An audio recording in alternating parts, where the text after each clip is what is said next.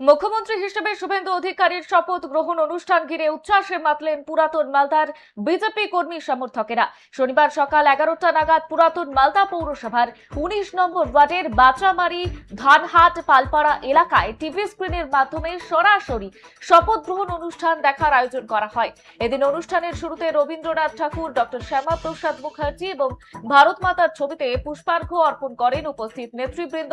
এরপর শপথ গ্রহণ অনুষ্ঠান শুরু হতেই কর্মী সমর্থকদের মধ্যে দেখা যায় প্রবল উৎসাহ এবং উদ্দীপনা। অনুষ্ঠানে উপস্থিত ছিলেন উত্তর মালদার সাংগঠনিক সম্পাদক স্নেহাংশু ভট্টাচার্য, যুব নেতা সোমনাথ প্রসাদ, বিজেপি নেত্রী জয়ন্তী মণ্ডল সহ অন্যান্য বিজেপি নেতা এবং কর্মীরা। শপথ বাক্য পাঠের মুহূর্তে দলীয় কর্মী সমর্থকদের মধ্যে উচ্ছ্বাস লক্ষ্য করা যায়।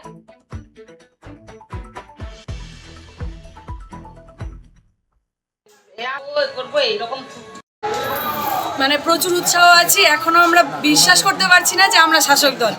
মানে এতটা আনন্দে আছি যে বলে আপনাকে বোঝাতে পারবো না।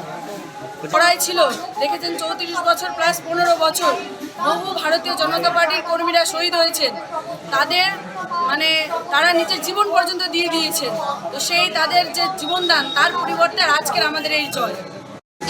বিশ্বকবি রবীন্দ্রনাথের জন্মদিবস এবং বিশ্ববরেণ্য নেতা দেশের প্রধানমন্ত্রী নরেন্দ্র মোদীর উপস্থিতিতে ভারতীয় জনতা পার্টির সরকারের শপথ গ্রহণ অনুষ্ঠান ক্যাবিনেট সহ আজকে হলো।